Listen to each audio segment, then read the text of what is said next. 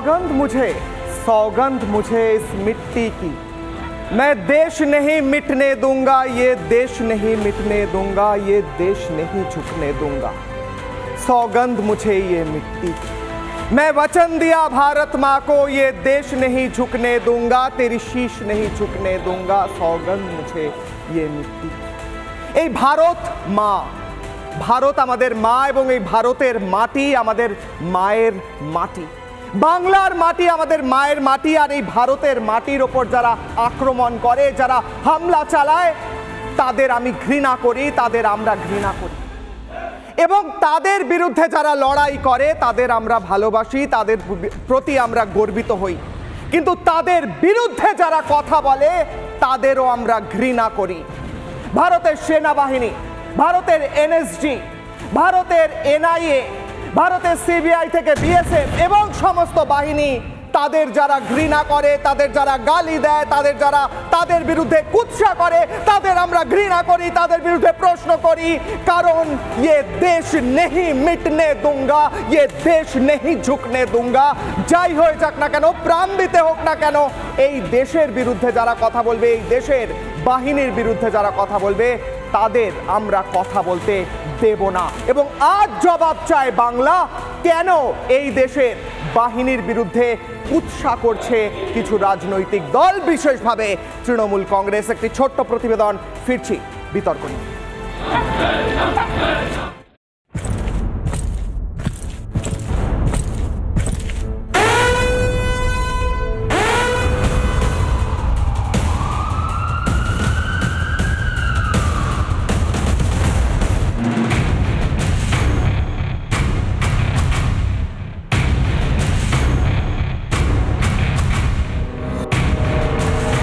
প্রথমে ED, CBI, তারপর NSG. সন্দেশখালীর মাটিতে একের পর এক কেন্দ্রীয় এজেন্সি পা রাখতেই তেলে বেগুনে জ্বলছে তৃণমূল।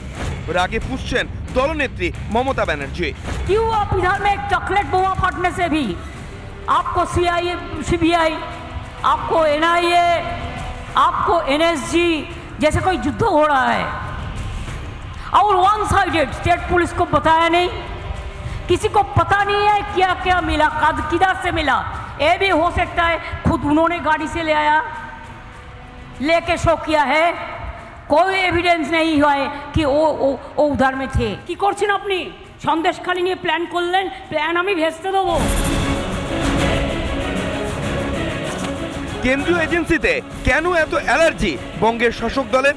মানব পাচার, মাদক পাচার থেকে বেআইনি অস্ত্রের কারবার, যেখানে সবকিছুতেই নাম জড়াচ্ছে শাহজাহানের, সেখানে মাফিয়া ডনকে বাঁচাতেই কি মরিয়া হয়ে এনএসজি, এনআইএ কে আক্রমণ করছে তৃণমূল? মমতা বন্দ্যোপাধ্যায়ের শাসনে চরম অবনতি হয়েছে আইন শৃঙ্খলার, তা আরো একবার দেখিয়ে দিল সন্দেশখালীর অস্ত্র উদ্ধার। শাহজাহানের যে কালো টাকা সাদা করা মাছ বিক্রির সংস্থা সাবিনা এন্টারপ্রাইজ, তার সঙ্গে তৃণমূলের স্থানীয় কিছু নেতার যোগাযোগ আছে কি?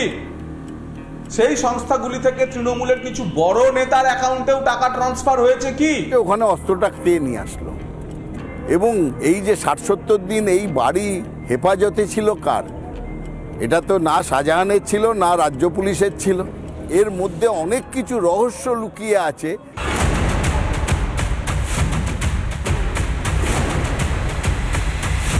এনএসজি, এনআইএ, সিআরপিএফ হোক কি বিএসএফ, প্রতিটি সংস্থাই দেশের গর্ব, আমাদের গর্ব।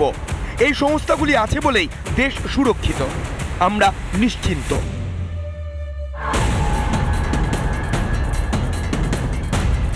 অথচ এদেরকেই কিনা লাগাতার আক্রমণ করে চলেছেন মমতা এবং তার দল। তৃণমূলের কাছে কি শাহজাহানদের মতো মাফিয়া ডন্ডাই বাংলা প্রেমী? আর যে জওয়ানরা দিন রাত এক করে রক্ত জল করে দেশ রক্ষা করে চলেছেন, তৃণমূল তাঁদেরই বাংলা বিরোধী বলে কেন দাগিয়ে দেওয়ার চেষ্টা করছে? কি লুকোতে সন্ত্রাসবাদীদের মদত দেওয়ার চেষ্টা? রিপাবলিক বাংলা।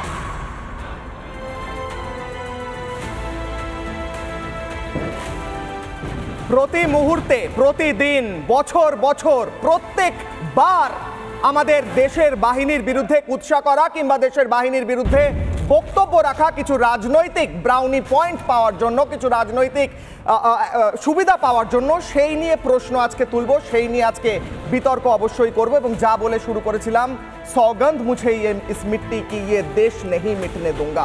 যারা দেশের বিরুদ্ধে, দেশের বাহিনীর বিরুদ্ধে, দেশের গর্বের বিরুদ্ধে কথা বলে, তাদের বিরুদ্ধে আমরা কথা বলি। কারণ রিপাবলিকে আমরা বিশ্বাস করি, রাষ্ট্র সর্বোপরি, নেশন ফার্স্ট।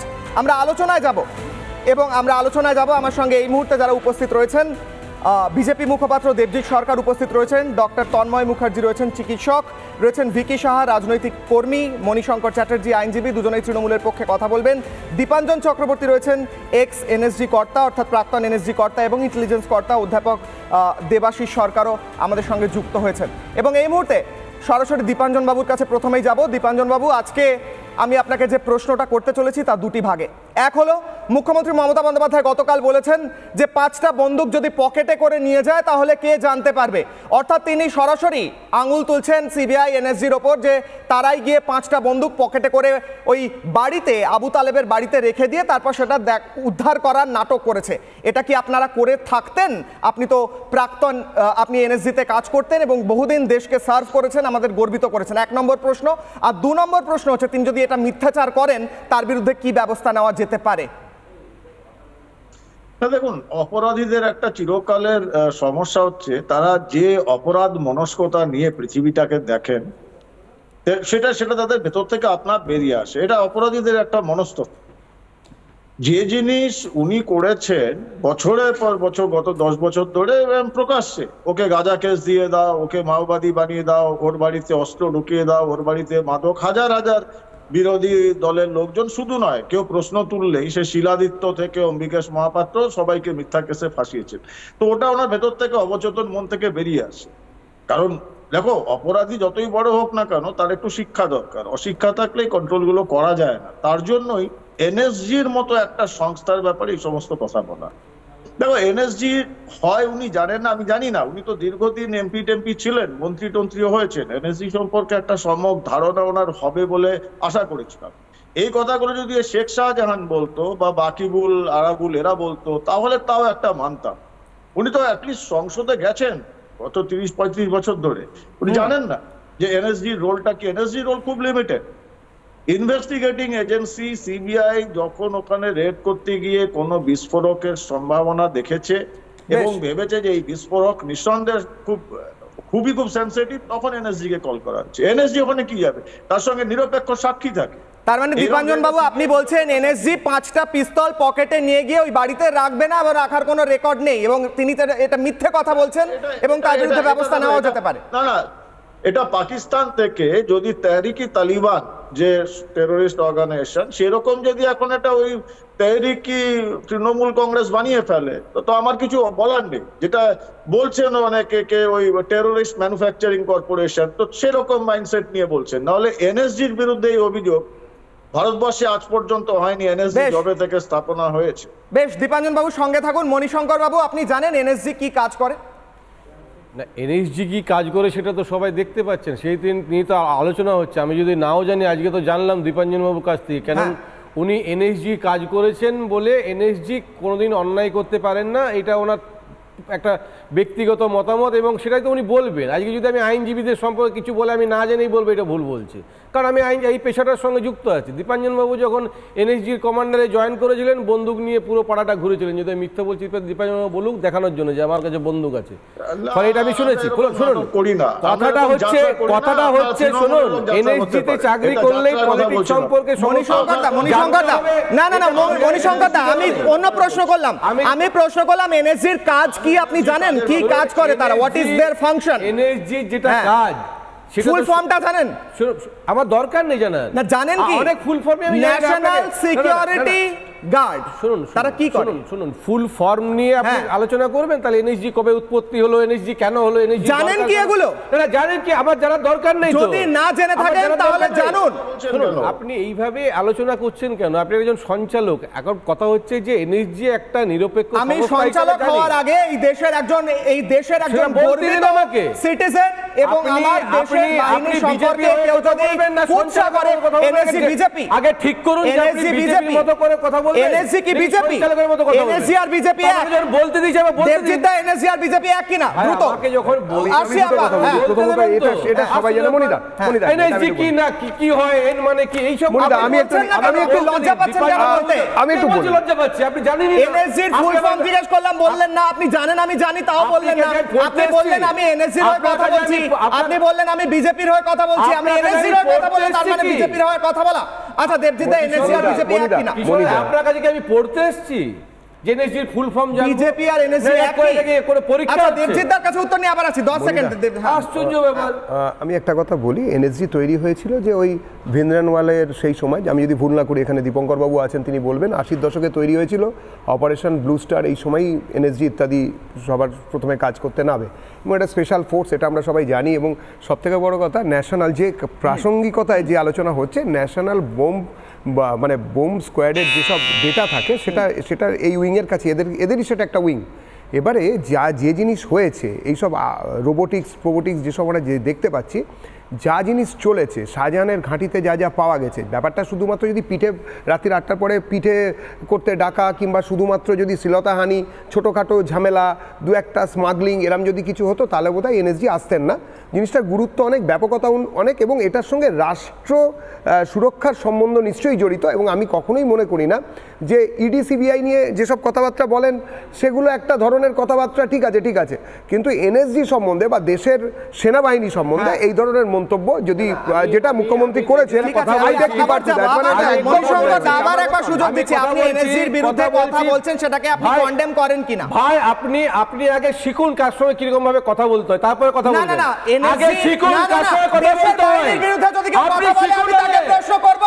দেশের বাহিনীর বিরুদ্ধে যদি কেউ কথা বলে আপনি কেন প্রশ্ন করছেন? তার কারণ হলো আপনি ডিফেন্ড করছেন এমন একটি স্টেটমেন্টকে। আচ্ছা মণিশঙ্কর দাস, আচ্ছা মণিশঙ্কর দাস, মণিশঙ্কর দাস, আপনাকে আমি 30 সেকেন্ড দিচ্ছি, আপনি বলুন এনএসজির বিরুদ্ধে যে কথা বলা হয়েছে আপনি সেটাকে কন্ডেম করছেন কিনা? আজকে এনএসজি সম্পর্কে যে সমস্ত কথাবার্তা বলা হচ্ছে, সেটা আমাদের প্রধান হোক, রাজ্যের প্রধান হোক, কেন বলছে, ঠিক বলছে কিনা, এটা আলোচনা হতে পারে। পার্সোনাল অ্যাটাক, এনএসজির ফুল ফর্ম জানেন। আমি বলছি যে এনএসজি একটা নিরপেক্ষ সংস্থা বলে আমরা জানি, আমাদের এতদিন ধারণা আছে, এবং নিরপেক্ষ সংস্থা হিসেবেই তাকে এইসব কর্মকাণ্ডের ইনভেস্টিগেশন করার জন্য দায়িত্ব রাখা হয়েছে। আমি উল্টো কথাটা বলছি, আমি বলছি যে আজকে এত অস্ত্র পাওয়া গেছে, তার জন্য অনেক লোককে ওখান থেকে সরাতে বলছে।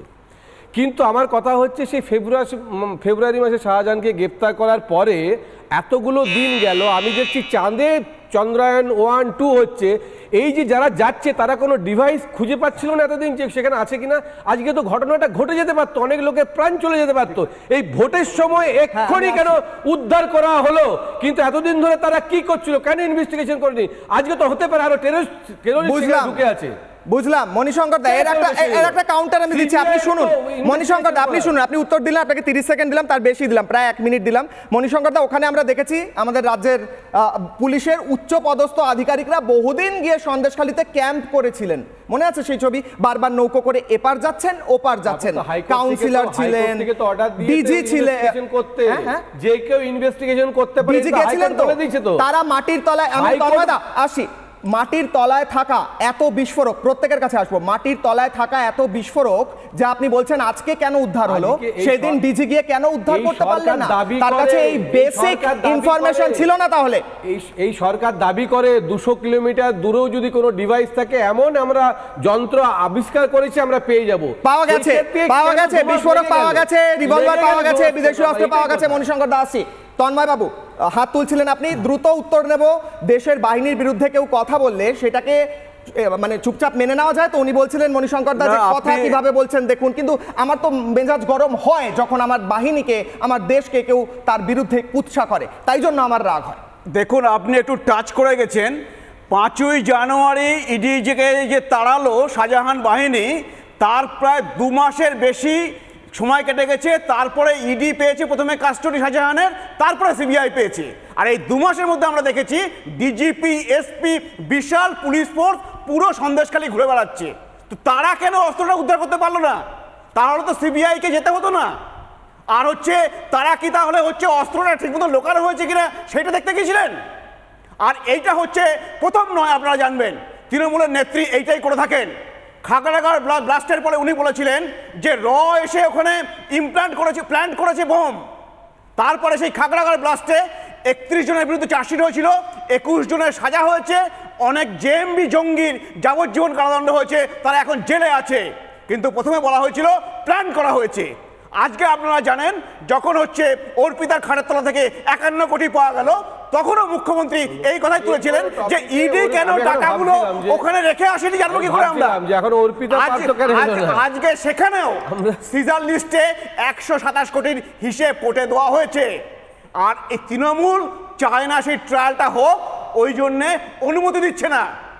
তাহলে এর থেকে বোঝা যাচ্ছে যে এই প্ল্যান করা এই কথাটা মানুষকে বলে ভুল বোঝানো, এটা হচ্ছে তৃণমূলের নেত্রীর অভ্যেস। বেশ, বুঝলাম। মণিশঙ্কর দা, আপনাকে মণিশঙ্কর দা এক মিনিট আলোচনা করি, প্রত্যেকের কাছে আসবে, এক এক করে যাচ্ছি প্রত্যেকের কাছে। মণিশঙ্কর দা, অত্যন্ত গুরুত্বপূর্ণ কয়েকটা জিনিস আজকে আপনাকে আমি দেখাবো, সেই জিনিসগুলো দেখিয়ে আপনার সাথে আমি আলোচনা করবো। আপনি আমার সাথে একটু আসুন, মণিশঙ্কর দা আমার সাথে আসুন, উঠে আসুন। আপনার হ্যাঁ আসুন, আপনার ওয়্যারলেস কিট দেওয়া রয়েছে, আপনি আমার সঙ্গে আসুন, কয়েকটা ছবি দেখাবো এবং সেই ছবি দেখিয়ে আমি আলোচনা করব। দেখতে পাচ্ছি না, আসুন না মণিশঙ্কর দা, অসুবিধা কি আছে? আপনার কাছে আমার খুব স্পেসিফিক কয়েকটা প্রশ্ন ছিল, সেই প্রশ্নে যাওয়ার আগে আমি আপনার সাথে খারাপ ব্যবহার করা, খারাপভাবে কথা বলা, সেসব কিচ্ছু না। আমার প্রশ্ন হচ্ছে মণিশঙ্কর দা, এই ছবিগুলো যেগুলো আমি দেখাবো, প্রথমেই মুম্বাই হামলা 2008, এইটা হচ্ছে এনএসজি। মণিশঙ্কর দা, এনএসজি বাহিনী নামছে, কেন নামছে? এর ভেতরে টেররিস্ট আছে, আমার আপনার মতো সাধারণ মানুষ বন্দী হয়ে রয়েছে। এই এনএসজি কমান্ডোরা যাচ্ছেন সেখানে গিয়ে অপারেশন ব্ল্যাক টর্নাডো, সেই অপারেশন ব্ল্যাক টর্নাডোতে তারা যাচ্ছেন নিজেদের জীবন বিপন্ন করে। মণিশঙ্কর দা, তারা যাচ্ছেন আমার আপনার মতো মানুষকে রক্ষা করতে। এটা হলো মুম্বাই হামলার ছবি। এর পরের ছবি দেখাবো, পরের ছবি 2016 পাঠানকোট হামলা, সেখানে এই বাহিনী ঢুকছে, এর মধ্যে এনএসজি কমান্ডোরা রয়েছেন, এর মধ্যে দেশের সেনাবাহিনী রয়েছেন। পাঠানকোট এয়ারবেসে হামলা চালায় পাকিস্তানি যে সন্ত্রাসবাদীরা, সেই সন্ত্রাসবাদীদের হামলার পরে বেশ কয়েকদিন লাগে সম্পূর্ণভাবে স্যানিটাইজ করতে, সেখানে একমাত্র ছুটে যায় এনএসজি এবং দেশের সেনাবাহিনী। 2019 এর পরের ছবি দেখাবো, 2019 পুলওয়ামার ছবি দেখাবো। পুলওয়ামার ছবিতে আবারও পুলওয়ামায় সেনাবাহিনীর কনভয় হামলা হয়।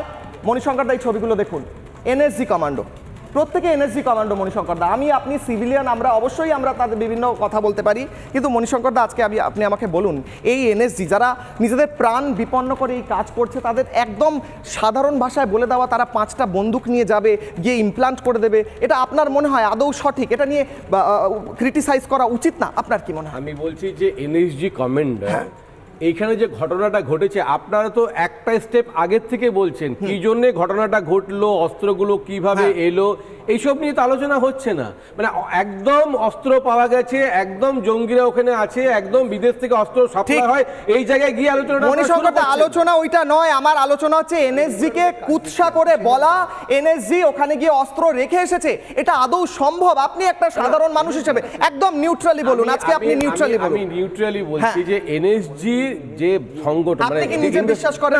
আমি বিশ্বাস করি না যে এই এনএসজির মতো একটা ইনভেস্টিগেশন এজেন্সি তারা এই কাজ করতে পারে, কিন্তু তাদেরকে দিয়ে করানো যাবে না, এটা আমি বলতে পারি। তারা করতে পারে না, এটা আপনি বিশ্বাস করেন তো মণিশঙ্কর দা?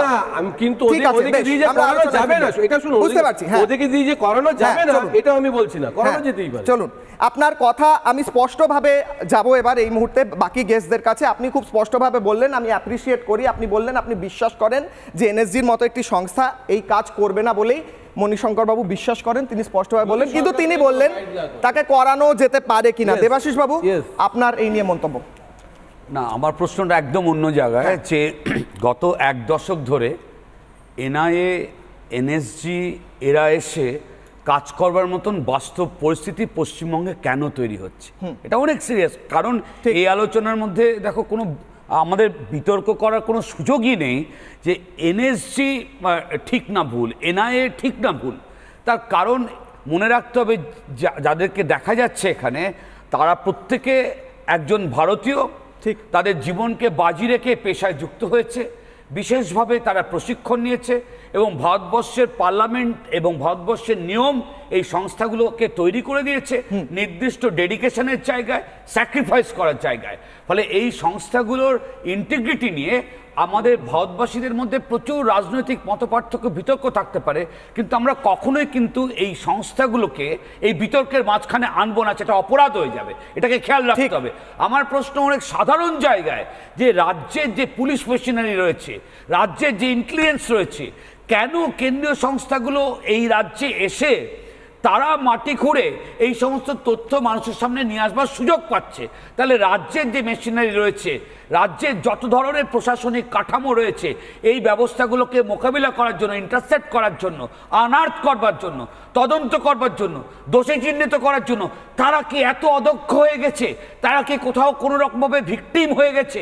এইটাও কিন্তু একটা গভীর চিন্তার জায়গা। দেবাশিস বাবু, ঠিক এই জায়গা থেকে আমি বলেছিলাম ডিজি সেখানে গিয়ে বেশ কয়েকদিন ক্যাম্প করেছেন। না, তুমি বারবার এবার তুমি এতগুলো কথা বলবার সুযোগ এই কারণে পাচ্ছ সঙ্গতভাবে যে আমরা তো দেখেছি যে রাজ্যের মেশিনারি, পুলিশ মেশিনারি ওই জায়গাটায় কি কারণে সে আমি বলতে পারবো না, আমি সাধারণ নাগরিক, কিন্তু ওই জায়গাটা বিছিয়েছিল, বারে বারে গেছেন, তারা সবটা নড়াচড়া করলেন, তারপর এনএসজি ইন্টারভেন করছে, আনার্থ করছে এই জিনিসগুলো। তখন রাজ্যবাসী হিসেবে তো এই চিন্তাটা আমার হয় যে রাজ্যের মেশিনারি কি তাহলে কোলাপস করেছে নাকি অন্য বিতর্কের জায়গা। কিন্তু আমরা এই বিতর্ক করতে গিয়ে এটা খেয়াল রাখতে হবে, এনএসজির মতন সংস্থা, এনআইয়ের মতন সংস্থা, এদের ইন্টিগ্রিটি নিয়ে আমরা যেন কোনো বিতর্ক না করি। প্রশ্ন করতে হবে যে বারে বারে এরা রাজ্যে এসে অ্যাক্ট করবার মতন জমি পাচ্ছে কেন? সেইটা কিন্তু ল অ্যান্ড অর্ডারের প্রশ্ন, রাজ্যের যে বিষয়টা তার ম্যানেজমেন্টের অংশ, এই জায়গায় কিন্তু বিতর্ক করা উচিত নয়। খেয়াল রাখতে হবে, আজকে আমরা যদি ভুল করে কোনো বিতর্কের ঝোঁক থেকে এনএসজিকে আক্রমণ করে ফেলি, পুলওয়ামায় যে সমস্ত মানুষরা শহীদ হয়েছেন, সৈনিকরা শহীদ হয়েছেন, কোথাও যদি বিতর্কের মাঝে তাদেরকে নিয়ে আসি, তাহলে ভারতবাসী হিসেবে আমার এই জায়গাটা লজ্জার বিষয়। ঠিক, এটা পরিষ্কার বুঝতে হবে। ঠিক আছে, একটা লাইন অ্যাড করুন, তারপর ভিকির কাছে আসার আগে এই ধরনের কথাগুলো বলা হয়, ধরুন একদমই তো অন্যায় যদি সত্যি সত্যি এনএসজির মতো নিরপেক্ষতা নিয়ে বলে, যদি সত্যি পলিটিক্যাল কোনো যোগসাজশ না থাকে, তাহলে এই কথাগুলো বলার জন্য রাজনীতি একটা আলোচনা হচ্ছে, কিন্তু আলটিমেটলি এটা স্টেপস কিছু নেওয়া হচ্ছে না। রাজনৈতিক বিতর্ক নিয়ে, রাজনৈতিক ফায়দা নিয়ে আবার দুদিন পরে চুপচাপ হয়ে যাবে। তাহলে তখন আপনার মনে হবে না, কোয়েশ্চেন হবে না যে মমতা ব্যানার্জি এনএসজি যেটা বলেছিল সরকারের, কেন্দ্রীয় সরকারের যোগসাজশ, আপনি বলছেন এনএসজির বিরুদ্ধে বক্তব্য রাখা সত্ত্বেও তার বিরুদ্ধে কোনো ব্যবস্থা কেন নেওয়া হয়নি? আমি প্রশ্নটা করব দেবজিৎ বাবুর কাছে। একটা আজকে এসেছিলেন, রাজ্যে এসেছিলেন, এক মিনিট প্রত্যেকের কাছে আসবো। আজকে রাজ্যে এসেছিলেন বিজেপি সর্বভারতীয় সভাপতি জেপি নাড্ডা, তিনি কি বললেন সন্দেশখালী নিয়ে শুনুন। जो यहाँ पर शाहजहां शेख के द्वारा संदेशखाली में जो घटना घटी और जो महिलाओं का उत्पीड़न हुआ, महिलाओं की इज्जत लूटी गई, और ममता दीदी महिला मुख्यमंत्री होने के बावजूद भी संदेशखाली में शाहजहां शेख को बचाने का हर संभव प्रयास करती रही और उसको बचाने के लिए लगी रही। ये मां की चिंता हुई ममता जी? आपने महिला होते हुए एक मां की चिंता नहीं की, महिला की चिंता। বেশ ভিকি, একটা খুব স্পেসিফিক প্রশ্ন করছি তোমাকে। আমার কাছে একটি কাগজ রয়েছে, সেখানে আমি কয়েকটি তারিখ লিখে রেখেছি। এপ্রিলের 9, 2021 মুখ্যমন্ত্রী মমতা বন্দ্যোপাধ্যায় বললেন সেন্ট্রাল ফোর্সকে ঘেরাও করো। জুন 26, 2023 মুখ্যমন্ত্রী মমতা বন্দ্যোপাধ্যায় বললেন বিএসএফ গ্রামে গ্রামে গিয়ে ভয় দেখাচ্ছে এবং বলছে যে বিজেপিকে ভোট করো। 29 জানুয়ারি 2024 সীমান্তরক্ষী বাহিনী কোনো পরিচয়পত্র চাইলে দেবেন না, সীমান্তের এলাকা হলেও দেবেন না বললেন মুখ্যমন্ত্রী মমতা বন্দ্যোপাধ্যায়। এগুলো সব রেকর্ডেড আছে, আমাদের কাছে বাইট আছে, বললে বাইট শুনিয়ে দেবো। এপ্রিল 20, 2024 মমতা বন্দ্যোপাধ্যায় আবার বললেন সেন্ট্রাল ফোর্স পার্শিয়ালি ডিপ্লয় করা নিয়ে বক্তব্য রাখলেন যে বিজেপিকে ভোট দিতে বলছে তারা। 22 এপ্রিল 2024 বলেন বিএসএফ গুলি করে দিচ্ছে যারা বিজেপিকে ভোট দিচ্ছে না। তারপর তিনি বললেন সিবিআই এবং এনএসজি গিয়ে গুলি বন্দুক রেখে এসেছে এবং আবু তালেবের বাড়িতে শেখ শাহজাহানের বিরুদ্ধে কোনো প্রমাণ পাওয়া যায়নি। এগুলো শুনলে লজ্জা হয় না? তার কারণ হচ্ছে, আমি আশা রাখবো আমাকে আপনারা ইন্টারাপ্ট করবেন না, কারণ আমি কাউকে করিনি। বিষয় হচ্ছে মুখ্যমন্ত্রী একবারও এনএসজি কোথাও গিয়ে বন্দুক রেখে এসছে, আবার কোট করছি, এনএসজি কোথাও গিয়ে বন্দুক রেখে এসছে এহেন কোনো কোট মুখ্যমন্ত্রী কি করেছেন? তার কোনো ভিডিও আপনার মুখ্যমন্ত্রী কি বলেছেন?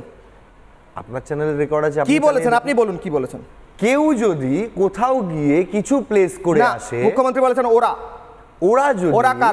ওরা কারা সেটা আপনি মুখ্যমন্ত্রীকে জিজ্ঞেস করুন।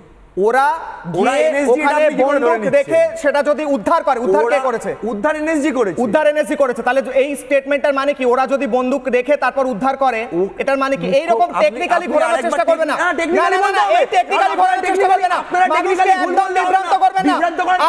আপনি যদি তত্ত্বগতভাবে আলোচনা করতে চান করুন, এটা খুব কষ্ট, এই চালাকি চলবে না, বিজ্ঞান চলবে না। চলবে না, চলবে না, টেকনিক্যালি ওরা সেখানে বন্দুক রেখে উদ্ধার করেছে, কে উদ্ধার করেছে?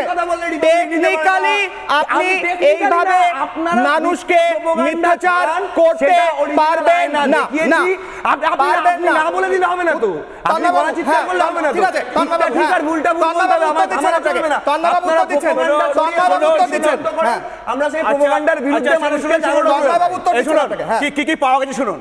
আজকে হচ্ছে আবু তালেবের স্ত্রী মজিদা বিবি একটি সংবাদ মাধ্যমকে বলেছে যে তার ঘর থেকেই ব্যাগ থেকে অস্ত্র বেরিয়েছে। তিনি শুধু বলেছেন আমি বলতে পারবো না কে ওর মধ্যে রেখেছিল, কে তার ঘর থেকে বেরিয়েছে সেটা এনএসজি গিয়ে রাখেনি, সেটা তিনি বলেছেন। আর তারপর আমরা তো কেউ বলিনি আপনারা আপনারা ইস্যু করছেন কেন? গিয়ে রেখেছে বলে কে আবু তালেবের বাড়ি গিয়ে রাখতে পারে? এটা আপনারা ডিজি, এটা রাজ্যের ডিজি, রাজ্যের এটা কে করবার দায়িত্বে যারা রয়েছে তারা তদন্ত করুক। আপনারা আপনি জানেন কার্তুজগুলো শেখ শাহজাহানের নামে কেনা হয়েছিল? কার্তুজগুলো শেখ শাহজাহানের আপনি জানেন কেনা হয়ে থাকে শেখ, আপনি জানেন? আরে যদি দেবজিৎ দা উত্তর দিন, আমি আসি দীপাঞ্জন বাবুর কাছে, দেবজিৎ দা উত্তর দিন, দেবজিৎ দা উত্তর দিন, দাদা যদি শেখ শাহজাহান দেবজিৎ দা উত্তর দিন, দেবজিৎ দা উত্তর দিচ্ছেন, দেবজিৎ দা তারপর দীপাঞ্জন বাবুর কাছে। এটা এরকম কথার কুস্তির মঞ্চ না করে দু একটা কথা শোনো সবাই।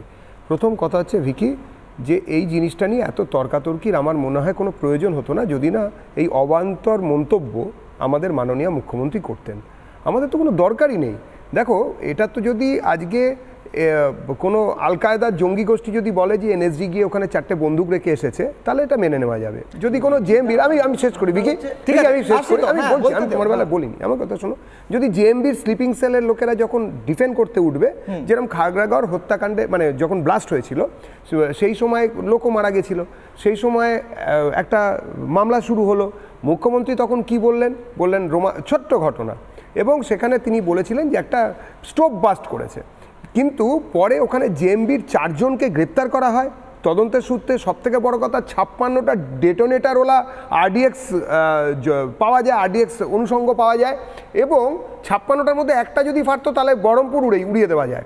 56টা পাওয়া গেছে, এবং তারা কেউ এখনও সাজাপ্রাপ্ত নয়, দে আর কনভিক্টেড, তারা এখন জেল খাটছে। কিন্তু আমার মনে হয় মুখ্যমন্ত্রী যদি আগ বাড়িয়ে সব কিছুকেই ছোট্ট ঘটনা বলা, এই প্রবণতা যদি একটুখানি কমান, তাহলে তোমরা যারা ও দলের পক্ষ থেকে আসো এই ব্যাপারটাকে ডিফেন্ড করতে, আমি তো জানি আমি একটি দলের মুখপাত্র, সুতরাং মুখপাত্রদের যে কী সমস্যা হয় সেটা আমার থেকে ভালো কেউ জানে না। আজকে যদি এনএসজিকে নিয়ে এইসব কথা না বলে, উনি ইডি সিবিআই নিয়ে বলছেন, রাজনৈতিক তরজা চলছে, ইডি সিবিআই সম্বন্ধে অনেক কথা এরকম হয়েছে, আগেও হয়েছে, এখন হচ্ছে, পরে হবে কিনা ঈশ্বর জানেন। কিন্তু এনএসজি বা সেনাবাহিনী, উনি যেরকম সেনাবাহিনী একবার টোল ট্যাক্সের ওপরে সেনাবাহিনীর রুটিন গাড়ি তল্লাশি করতে রইল, গাড়ির নাম্বার নিতে রইল, উনি একদম ডেটা যেন মনে হচ্ছে ভ্লাদিমির পুটিনের নেতৃত্বে যেন গর্বাচভকে সরানোর জন্য কেউ এসে গেছে, এরকম সেই সময় আর এই সময় একই রকম লেগেছিল আমাদের। আমার কথা হচ্ছে যে এনএসজি যা পেয়েছে, এই যে তুমি বললে ভিকি যে কার নামে আছে, কি বলে যেন ওই কার্তুজের বিল কার নামে, রিসিট কার নামে। এখন কার্তুজের রিসিট যদি প্রাইমারিলি এনএসজি বলে থাকে যে এটা শাহজাহানের নামে কেনা, শাহজাহান কিনেছে, তাই দিয়েও কিছু একটা প্রমাণ হয় না যে শাহজাহানই এটা কিনেছে। কিন্তু প্রাইমারিলি যখন এটা পাওয়া গেছে প্রাইমা ফেসি, তখন সেটাকে উড়িয়ে দেওয়া, নাকচ করারও কোনো দরকার নেই। তদন্ত হোক, দুধ কাদুক এবং আমি এবারে 10 সেকেন্ড এনএসজি কে কেন আসতে হয়েছে দেবাশিস দা যেটা বললেন। আজকে যেদিন 26 তারিখ এখানে সিবিআই এনএসজিকে যখন ডাকছে, তার আগে এই মমতা বন্দ্যোপাধ্যায় যে প্রশাসন, ঠিক তারা গিয়ে একটা মামলা করছে সুপ্রিম কোর্টে যে সিবিআইকে যেন তদন্ত করতে না দেওয়া হয়। সিবিআই কি করতে পারতো? বড়জোর সিআইডি লোককে ডাকতো, বোমা ডিসপোজাল স্কোয়াডকে ডাকতে পারতো। কিন্তু যার পলিটিক্যাল প্রভুরা, রাজনৈতিক প্রভুরা যেখানে চাইছেন না, সেখানে তাদের ইন্টিগ্রিটি নিয়ে তো কোশ্চেন থাকবেই। সেই জন্য সিবিআই আর কাউকে না পেয়ে এনএসজিকে ডেকেছে। এবং এনএসজিকে শোনো, এই রাজনৈতিক প্রভুত্বটা তো বাকি আচ্ছা ভিকি, এনএসজি তুমি এটাই ভুল করছো। এনএসজি ইন্টারনাল বা যে আমাদের যে আভ্যন্তরীণ যে সুরক্ষা, ঠিক আছে দেবজিৎ জন্য যে লড়াই চলছে, দেবজিৎ একবার দীপাঞ্জন বাবুর কাছে যেতে হবে। আমি আসি, আবার ভিকি আসি। দেবজিৎ, আমি দীপাঞ্জন বাবুর কাছে যেতে হবে, একটা হিন্ট নেব। দীপাঞ্জন বাবু, এখানে প্রশ্ন উঠছে আবু তালেবের বাড়ি থেকে যা উদ্ধার হয়েছে সেই উদ্ধার হওয়া নিয়ে প্রশ্ন উঠছে যে মমতা বন্দ্যোপাধ্যায় তো বলেননি নাম নিয়ে এনএসজি, এমনটা বলছিল ভিকি, কিন্তু উনি খুব স্পষ্ট এই নিয়ে তো কোনো দ্বিমত থাকতে পারেন, এনএসজি গেছে, সিবিআই গেছে, ছোট্ট একটা হিন্ট দিন ওনার বক্তব্যের মানে আপনি কি বের করছেন একজন এনএসজি কর্তা হয়? দেখো, আমি একটা কথা খুব পরিষ্কার বলতে চাই সবাইকে, এখানে কাউকে ব্যক্তিগত আক্রমণ করার আমার উদ্দেশ্য নেই। আমি 1 মিনিট এক্সট্রা নেব তোমার কাছ থেকে। আমি যখন এনএসজি কমান্ডো কোয়ালিফাই করি, আমাদের 1.5 বছরের ট্রেনিং হয়। এটা সাধারণ মানুষ ইভেন মাদক সেবন করেও স্বপ্নে ভাবতে পারবে না যে সেটা কি ট্রেনিং হয়। 1.5 বছর যখন পাসিং আউট হয়, আমার পরিষ্কার মনে আছে 92 সালে, তখন আমাদের ট্রেনিং সেন্টার মানেসরের যে ডাইরেক্টর ছিলেন ব্রিগেডিয়ার পালান্ডে একটা কথা বলেছিলেন, যেটা আজও আমরা আমাদের কানে শুনি, যে কমান্ডোস তোমরা একটা অদ্ভুত অ্যাচিভমেন্ট করতে পারবে যদি এই ভারত মাতাকে রক্ষা করার জন্য তুমি শহীদ হও আর তোমার শহীদের ডেড বডিটা তেরঙ্গা পতাকায় মুড়িয়ে তোমার বাড়িতে নিয়ে যায়। তোমার বাড়ির লোকেদের জন্য এর থেকে বড় গর্বের কিছু হবে না। সেকেন্ড, আমি এক্স্যাক্টলি 92 সালের কথা বলছি, তখন 3rd পে কমিশন হয়নি, ভয়াবহ সরকারি চাকরি। আমি একজন অ্যাসিস্ট্যান্ট কমান্ড্যান্ট ছিলাম, পরে ডেপুটি কমান্ড্যান্ট হয়েছি। তখন আমার বেসিক পে ছিল 7,600 এবং আমরা এনএসজি ডেপুটেশনের জন্য 10% বেসিক পে 10% অ্যালাউন্স পেতাম। 750 টাকা পেতাম এনএসজি চাকরি করার জন্য। সো এখানে আমাদের কারোর কাছে আমাদের দেশপ্রেম, আমাদের কমিটমেন্টের আমি জবাব দেব না, দিতে আমার ঘৃণা হয়। নাও কোশ্চেন হচ্ছে তুমি যেটা বলছো, দেখো এটা এখানে বিভিন্ন মণিশঙ্কর বাবুর কাছ থেকে খুব সংবেদনশীল মানুষ, আমি ব্যক্তিগতভাবে ওনাকে পছন্দ করি। আমি ভাবতে পারিনি যে উনি এরকম ভুল বলবেন। এনএসজি কোনোভাবেই কোনো ইনভেস্টিগেটিং এজেন্সি নয়। যারা জানে না তাদের জানানোটা আমার কাজ নয়, তারা জেনে নেবে। এনএসজি কাউন্টার টেরোরিস্ট ফোর্স, এবং কাউন্টার টেরোরিস্ট ফোর্স হওয়ার জন্য টেকনিক্যালি বিভিন্ন ব্যাপারে তারা ইন্ডিয়ার নেই, ওয়ার্ল্ডের ওয়ান অফ দ্য বেস্ট। তার মধ্যে একটা হচ্ছে bomb detection and destruction and deactivation. এছাড়া NSG national bomb data centre, যারা সারা ভারতবর্ষে বমের বিভিন্ন অ্যানালাইসিস করে। এনএসজি কে সিবিআই ডেকেছে, সিবিআই সন্দেহ করেছে যে এই এলাকায় থাকতে পারে। এনএসজি তার জন্য ওয়ার্ল্ডের বেস্ট ডগস, যেগুলো বেলজিয়ান মেলোনাইস নিয়ে আসে, যেগুলো K9, তারা স্নিপার। এখন বলবে যে কুকুরগুলো সেগুলো নাকি বিজেপির কথা শুনে এসেছে, এটাতে কিছু করার নেই। বেঞ্জামিন মেলোনাইস তারা খুঁজে বার করেছে, এনএসজি ওগুলোকে ডিফিউজ করেছে। ব্যাপার কথা, এখন কার বুলেট, কার পিস্তল, একটা গ্লক 17 পিস্তল পাওয়া গেছে যেটা এনএসজি ব্যবহার করে। এখন এটা বলে দেবেন যে এনএসজি গ্লক 17 পিস্তলটা নিজের পিস্তলটা রেখে নিজেরাই উদ্ধার করেছে, হ্যাঁ বলা যেতেই পারে। ঠিক আছে, এগুলো নির্বোধের প্রশ্ন, নির্বোধের উক্তি, এগুলো জবাব দিতে আমার ঘৃণা হয়। ঠিক দিবান, ঠিক ঠিক। দেখুন পুলওয়ামায় যখন ঘটনা ঘটে, মণিশঙ্কর বাবু 10 সেকেন্ডে বলুন, তারপর আমি আসছি। হ্যাঁ, প্রত্যেকের কাছে 10 সেকেন্ডে উত্তর দিন, তারপর আমি ধরনের যখন অ্যাটাক হয় না, একটা থমথমে পরিবেশ শুরু হয়, আমরা কাঁপতে থাকি, আলোচনা করি। এই ঘটনার পরে সত্যি দিন না, আমি ওটা বলছি না। আপনি কি আমি বলছি যে এই ধরনের ঘটনাগুলো যখন ঘটে ভারতবর্ষে, তখন একটা থমথমে পরিবেশ থাকে, আমরা আতঙ্কে থাকি কি হতে যাচ্ছে। আমি দুটো কোশ্চেন যেটা দেবাশিসের কাছে এটা শুনতে চাইছিলাম। আর একটা কোশ্চেন হচ্ছে, আপনি কোথাও কি হুইসপার দেখছেন পশ্চিমবাংলায় যে এইটা নিয়ে বলছে এই ওখানে এত বোম পাওয়া গেছে, বিস্ফোরণ? সন্দেশখালী নিয়ে হুইসপার নয়, মণিশঙ্কর বাবু, সন্দেশখালী নিয়ে হুইসপার নয়, সন্দেশখালী নিয়ে গলা ফাটিয়ে মানুষ চেঁচাচ্ছে রাস্তায় দাঁড়িয়ে, সেটা আপনি শুনতে পাচ্ছেন হয়তো। শুভেন্দু অধিকারী কি বলছেন এই বিষয় শুনবো, তারপর আলোচনা ফিরবো। শুভেন্দু অধিকারী নাড্ডা বক্তৃতা দেবে, শাহজাহান মডেল, সন্দেশখালী মডেল সর্বত্র তৃণমূল পশ্চিমবাংলায় চালিয়ে রেখেছে। এটা গণতন্ত্রের পক্ষে বিপজ্জনক এবং তৃণমূলকে আমি নিষিদ্ধ ঘোষণার দাবি করি, মমতা ব্যানার্জিকে জেলে পড়ার দাবি করি। এটা অ্যান্টি ন্যাশনাল অর্গানাইজেশন। সে আবু খালেক, তিনিও হচ্ছেন পলাতক, তার সুইচ অফ। তার আত্মীয় একজন তৃণমূল সদস্য, সেও পলাতক, মমতা ব্যানার্জির বাড়িতে আছে। 30 সেকেন্ড করে প্রত্যেকের কাছে যেতে হবে। প্রথমে তন্ময়দা কি বলছিলেন বলুন। দেখুন, এটা খুব দুঃখজনক ব্যাপার যে আমাদের মুখ্যমন্ত্রী সবসময় দুর্বৃত্তদের পাশে দাঁড়াচ্ছেন। আজকে উনি বিধানসভায় দাঁড়িয়ে বলেছেন যে সন্দেশখালীতে একটা ঘটনায় প্রথমে ইডিকে ঢুকিয়ে দেওয়া হলো, তারপরে হচ্ছে আরএসএস নাকি গ্রামের মানুষের মধ্যে ঝগড়া বাঁধিয়ে দিল। আর এখন দেখা যাচ্ছে এই শেখ শাহজাহান এ হচ্ছে মার্ডার, রেপ, তারপরে জমি দখল, তারপরে মাদক পাচার, তারপরে এই আর্মস সব কিছুতে যুক্ত। তারপরে ইনি আজকে বলছেন কি যে ওখানে হচ্ছে গিয়ে অস্ত্রগুলো রেখে দেওয়া হয়েছে, মানে ঘুরিয়ে বলছেন আবু তালেব নির্দোষ। তাহলে এই ধরনের সার্টিফিকেট তিনি একের পর এক দিয়ে যাচ্ছেন। আর আপনারা এখানে দেখছেন যে সেখানে কি বেরোচ্ছে। সেখানে বেশ রাজ্যের দেখুন একটা কথা হচ্ছে যে মণিশঙ্কর বাবু বলছেন সিআইডি নয় কেন, আচ্ছা সিআইডি হোক এনএসজি হোক, রাজ্যের মানুষ সুরক্ষিত থাকা উচিত। হ্যাঁ ভিকি 30 সেকেন্ড দ্রুত। দুটো প্রশ্ন। প্রথম প্রশ্ন হচ্ছে যে এই যে এনএসজির গোটা প্রসেসটা স্টার্ট হলো সেটা মাননীয় প্রধানমন্ত্রী সভার পরে কেন স্টার্ট হলো, এটা নিয়ে একটা ধোঁয়াশা রয়েছে, নাম্বার 1। নাম্বার 2, এনএসজি নিয়ে আমি আপনাদের চিৎকার চেঁচামেচির মাঝখানে একটুখানি খোঁজাখুঁজি করছিলাম। একটি বিখ্যাত সংবাদপত্র, আপনাদের রুল অনুযায়ী আমি নাম বলছি না, তাদের আমি গুগল করে বার করলাম আর কি, আমি জানতাম না, এই ইডি এবং এনএসজি সংক্রান্ত একটা মজার তথ্য পেলাম। ED attaches ₹45 CR assets in assets of former NSG officer in fraud linked money laundering case. এটা সম্ভবত গুরুগ্রামের ঘটনা। একজন এনএসজি অফিশিয়ালের একটা ইন্ডিভিজুয়াল এনএসজি অফিসারের কথা হচ্ছে না এখানে। না না না না না ভিকি না শেষ করতে দিন। না না একটা ইন্ডিভিজুয়াল আপনারা কথা বলতে দেবেন না, আপনারা কথা বলতে দেবেন না, আপনারা তাহলে বলুন যে একটা গোটা শো আপনারা চেষ্টায় পার্থক্য জেলে গেছে মানে মমতা বন্দ্যোপাধ্যায়কে জেলে যেতে হবে, গোটা তৃণমূলকে জেলে যেতে হবে। আপনারা বিভাষক লোক দেখতে পারেন একজন অফিসারের বিরুদ্ধে কোনো তদন্ত হলে গোটা এনএসজি খারাপ। আপনারা কি বলতে চাইছেন ভিকি?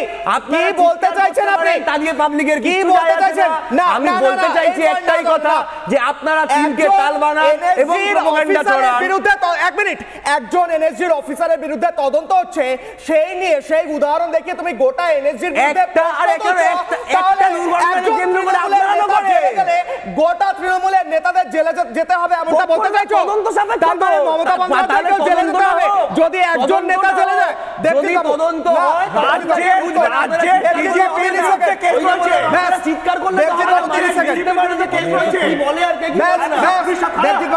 আমি এতক্ষণ রাজনৈতিক ভাবে বক্তব্য রাখছিলাম। আপনাদের একটা কথা জানাই, এটা বলার নয়, এনএসজিতে আমার নিজের কাজিন আছেন, সুতরাং এই ধরনের কথা আপনারা যেটা বলছেন এখানে বসে সেটা নেওয়াটা খুব মুশকিল হচ্ছে। প্রথম কথা হচ্ছে যে নিজেদের ঘাম রক্তের বিনিময়ে যে ছেলেগুলো যে মানুষগুলো সারাদিন ধরে ওখানে পড়ে থাকে তাদের মধ্যে কেউ একজন ব্ল্যাক শিপ বেরিয়েছে বলে দেশবিরোধিতার তকমা তার গায়ে আপনারা লাগিয়ে দেওয়ার চেষ্টা করছেন।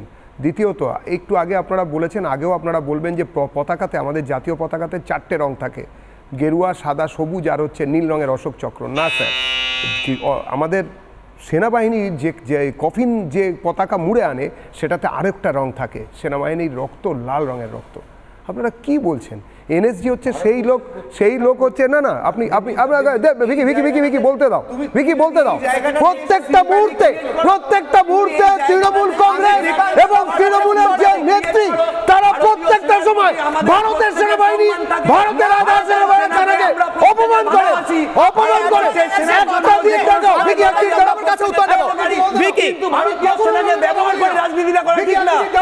ভিকি বলতে দাও। আজ অব্দি তোমরা দেখাতে পারবে তৃণমূলের তরফ থেকে কোনোদিন তোমরা ভাই ফোটা কিংবা রাখির কোনো প্রোগ্রাম অ্যারেঞ্জ করেছো কোনো সীমান্তে গিয়ে? আমরা করি, তোমরা কোনোদিন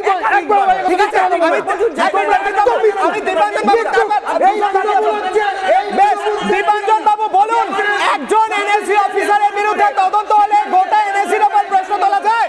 অডিও ডাউন দীপাঞ্জন বাবু। ছি না দীপাঞ্জন বাবু, এক মিনিট অডিও ডাউন। দীপাঞ্জন বাবু উত্তর দিন, দীপাঞ্জন বাবু উত্তর দিন, দীপাঞ্জন বাবু উত্তর দিন। অডিও ডাউন দীপাঞ্জন বাবু। দেখো, আমি প্রথমত অ্যাবসলিউটলি বলছি এরকম কোন ঘটনা আমি এখন অব্দি জানি না, নাম্বার 1। নাম্বার 2, এই সমস্ত লোকজন মানে এদের আমি মানুষ বলতে পারি না, মনুষ্য পদবাচ্যহীন এরা, এই সমস্ত লোকজনের কথার উত্তর দিতে আমার ঘৃণা হয়। এই সমস্ত লোকজনকে এনএসজির গেটের, আমাদের ট্রেনিং সেন্টারের গেটে 1 কিলোমিটারের ভেতরে আসতে পারবে না, এরা মানুষ। এদের নিয়ে কি উত্তর দেবো? এদের প্রশ্নের উত্তর দিতে গেলে আমাকে যতটা নিচে নামতে হবে আমি এই বয়সে নামতে পারবো না। দেখো, আমি আবার বলছি, এনএসজির বিরুদ্ধে যদি এইরকম কলঙ্ক তোমরা মেটাতে এরা লাগাতে চেষ্টা করে, আমরাও আমাদের শেষ রক্তবিন্দু দিয়ে কিন্তু আমরা লড়বো। এই দেশ থেকে আমরা বহু সন্ত্রাসবাদীদের আমরা নিশ্চিহ্ন করে দিয়েছি, আর এই সমস্ত রাজনৈতিক সন্ত্রাসবাদী দেবাশিস বাবু 10 সেকেন্ডে যা শুনলেন, ব্যাস দেবাশিস বাবু 10 সেকেন্ডে দ্রুত, আমার কাছে একদম সময় নেই। না, এইটাই কিন্তু ভীষণ চিন্তার জায়গা যে একটা দেশে পার্লামেন্ট নির্বাচন হচ্ছে, এই টেবিলে বসে কিন্তু এই নির্বাচনের আগে যে বিষয়গুলো নিয়ে আলোচনা করার কথা ছিল আমরা 1 দশক ধরে এই দেশের এই রাজ্যের রাজনৈতিক তর্ক বিতর্কের আলোচনার কেন্দ্রে হচ্ছে দুর্নীতি, সন্ত্রাস, আগ্নেয়াস্ত্র, মেশিনারি এবং দেশের বাহিনীকে অপমান করা। ঠিক এই বিষয়টা কিন্তু রাজনীতির ক্ষেত্রে একেবারে কাটিং অ্যাক্রস পলিটিক্যাল রাজনীতির ক্ষেত্রে গভীর চিন্তার জায়গা, গভীর চিন্তার জায়গা। দেবাশিস বাবু, এই মুহূর্তে আমায় পোল নিতে হবে। শাহজাহানকে বাঁচাতেই কি এনএসজি কে গালিগালাজ করছেন মমতা বন্দ্যোপাধ্যায়? আমরা প্রশ্ন করেছিলাম আমাদের ইউটিউব ভিউয়ার যারা আছেন, ফেসবুক ভিউয়ার যারা আছেন। এই মুহূর্তে ফেসবুক বলছে হ্যাঁ 94% ফেসবুক ভিউয়ার, ফেসবুকের ইউজার হ্যাঁ বলছেন, না বলছেন 6%। ফেসবুক বললাম, এক্স হ্যান্ডেলে হ্যাঁ 94% বলছেন, না বলছেন 6%, এবং তারই সঙ্গে সঙ্গে ইউটিউবে 96% হ্যাঁ এবং 4% বলছেন না। এবং এই মুহূর্তে শেষ করতে হবে এই আলোচনা একটা সেন্টেন্স দিয়ে শেষ করব, যে সেন্টেন্স দিয়ে শুরু করেছিলাম। আমরা বারবার বলে থাকি রাজনীতি সব অন্য জায়গায়। অটল বিহারী বাজপেয়ী পার্লামেন্টে দাঁড়িয়ে একটি কথা বলেছিলেন, সেই কথা আমি উদ্ধৃত করব যে ইয়ে দেশ নেই মিটনা চাইয়ে। আর যাই হয়ে যাক না কেন, এই দেশ যেন কখনো শেষ না হয়ে যায়। এবং দেশের বাহিনীদের বিরুদ্ধে তার প্রশ্ন করবে, তাদের উদ্দেশ্য নিয়ে আমাদের গভীর গভীর সন্দেহ আছে। জয় হিন্দ। একটা ছোট্ট বিরতির পর ফিরছি রিপাবলিক বাংলায়।